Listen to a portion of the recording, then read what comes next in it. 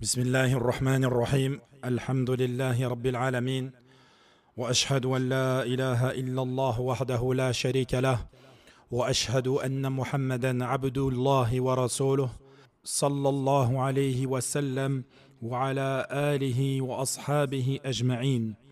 اللهم لا علم لنا إلا ما علمتنا، اللهم علمنا ما ينفعنا وزدنا علما واجعل ما نتعلم حجة لنا ولا علينا، واصلح لنا شأننا كله ولا تكلنا إلى أنفسنا طرفة عين.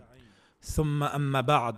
Toujours dans la lecture et l'apprentissage de cette magnifique risala écrite par l'immense imam وهو الإمام المجدد شيخ الإسلام محمد ابن عبد الوهاب ابن سليمان التميمي رحمه الله ورعاه.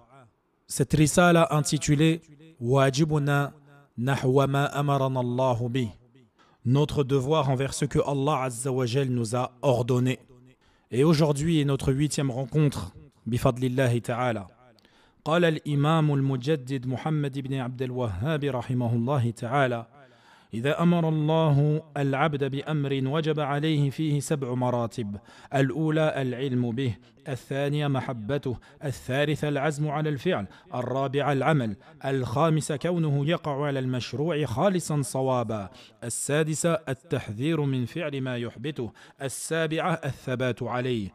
إذا عرف الإنسان أن الله أمر بالتوحيد ونهى عن الشرك، أو عرف أن الله أحل البيع وحرم الربا، أو عرف أن الله حرم أكل مال اليتيم وأحل لوليه أن يأكل بالمعروف إن كان فقيرا، وجب عليه أن يعلم المأمور به ويسأل عنه إلى أن يعرفه، ويعلم المنهي عنه ويسأل عنه إلى أن يعرفه.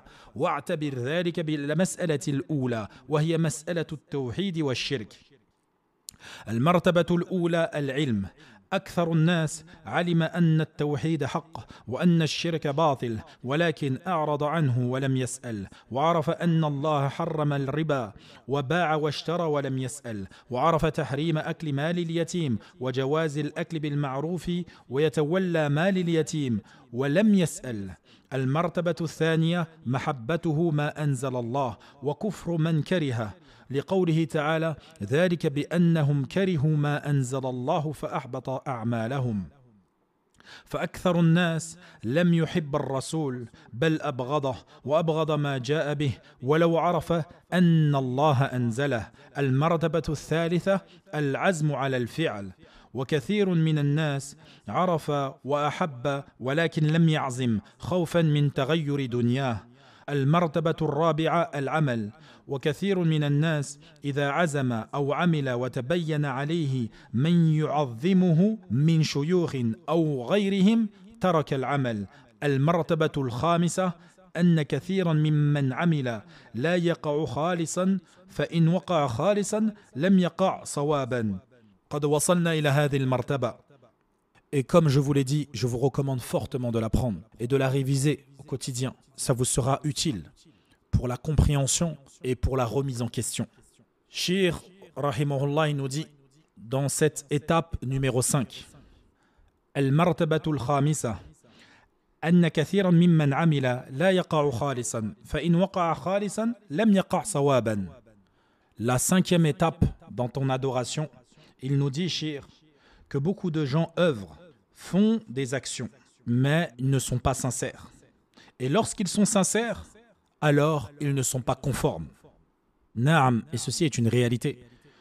Nombreux sont ceux qui œuvrent, et ils font beaucoup d'œuvres, mais leurs œuvres sont entachées de défauts, que ce soit dans leur sincérité ou dans leur conformité. Soit l'acte n'est pas fait entièrement pour Allah seul, sans associé, soit il n'est pas conforme à la sunna de notre bien-aimé salawatullahi wa salamun alayhi. Il faut comprendre dans ton adoration qu'une fois que tu as appris, une fois que tu as aimé, une fois que tu as décidé et que tu agis, il faut agir avec science. Donc si tu agis avec science, la science te dit, religieuse, que cet acte doit être exclusivement voué à Allah Azza wa Jal. Et également qu'elle soit dans le même temps conforme à la voix du messager d'Allah sallallahu alayhi wa sallam. Parce qu'une œuvre, si elle n'est pas purement vouée à Allah, elle ne sera pas acceptée. Même si tu en fais des tonnes, Allahumma barak, tu te lèves la nuit, tu pries, mais tu ne sais pas prier, parce que tu n'as jamais ouvert de livre sur la prière. Ton ruku', tu ne respectes pas. Ton sujoud, tu ne le respectes pas. Ton qiyam, tu ne le respectes pas. Même le takbiratul ihram, tu ne sais pas comment le faire. Tu te caresses les oreilles. Tu lèves à peine les mains. Et ce sujet me rappelle la parole de Salih Akentouch, hafidahullah, lorsqu'il évoquait la prière. Il disait si seulement les gens pouvaient comprendre muraqabat Allah, de comprendre qu'Allah nous voit. Il nous avait dit min asma illa azza wa jal as-sami'u al-basir. C'est celui qui entend tout et qui voit tout. Il nous avait dit si on réalisait réellement ces deux noms-là, on ne prierait pas comme on prie.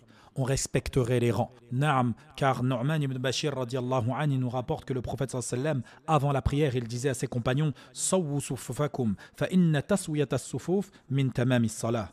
Il disait alignez vos rangs, car l'alignement des rangs fait partie de la perfection de la prière. Et les imams de nos jours le disent également.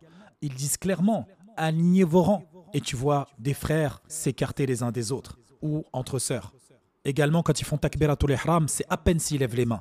Leurs mains arrivent entre le nombril et le torse, et ils baissent les mains. Wa'iyadhu billah. Alors que le prophète sallam, lorsqu'il faisait son takbir, ses mains arrivaient à hauteur de ses épaules ou de ses oreilles, et les paumes étaient face à la qibla. Naam. Également ceux qui font la prière du coq. Quand je disais précédemment qu'ils ne respectent ni l'inclinaison ni la prosternation, parce qu'ils font la prière du coq, comme un coq qui picore le sol parce qu'il a trouvé des graines.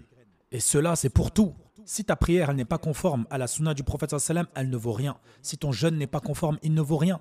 Même le tawaf, et on le voit parfois de certains guides, hadahumullah, quand ils veulent parler avec leurs pèlerins, ils se retournent et ils font dos à la Kaaba. Ils laissent la Kaaba sur leur droite au lieu de la laisser sur la gauche. Ils font plus attention aux gens qu'à leur adoration elle-même. Ça ne vaut pas un tawaf, comme nous dit le grand imam Shir al-Uthaymin rahimahullahi ta'ala. Donc à la kulli hal, il faut impérativement que ça soit sincère et que ça soit conforme. Les deux sont indissociables. Allah Azza wa Jal, il dit dans un hadith qudsi Ana aghna ash-shuraka'i 'ani ash-shirk man 'amila 'amalan ashraka ma'iya fihi ghayri taraktuhu wa shirka. Je suis celui qui se passe le plus des associés. Celui qui accomplit une œuvre en y associant un autre que moi, je le délaisse lui et son association. Et ça, il faut bien comprendre. Vous savez, walillahi al-mathalul a'la. Et bien sûr, rien n'est comparable à Allah.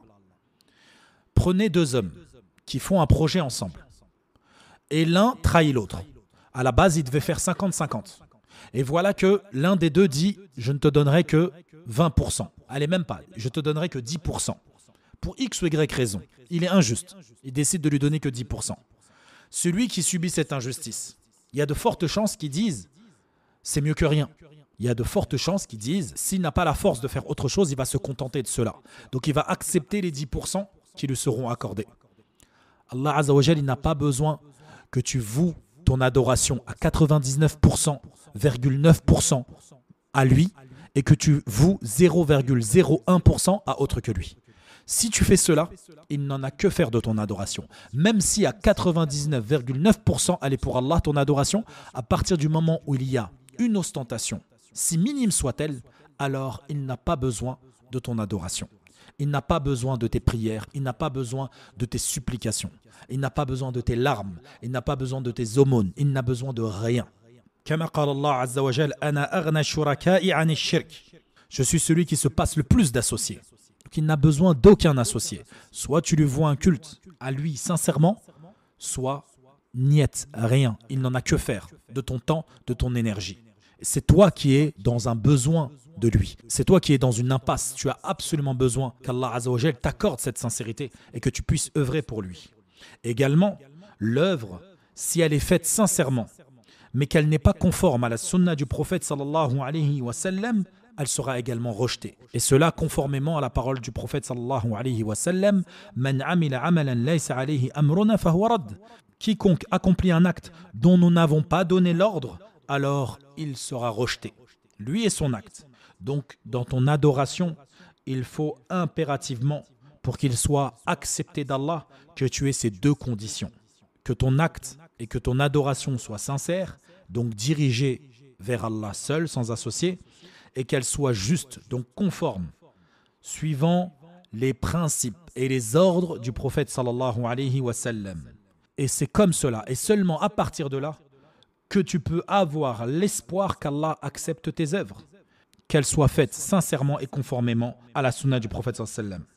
D'ailleurs, Allah Azza wa Jal, il dit dans le Coran, pour nous montrer que le but dans notre vie, c'est pas le nombre, mais c'est la qualité, toujours viser la qualité. Allah Azza wa Jal dit Alladhi khalaqa al-mawta wal hayata liyabluwakum ayyukum ahsanu amala wa huwa al-azizul ghafur.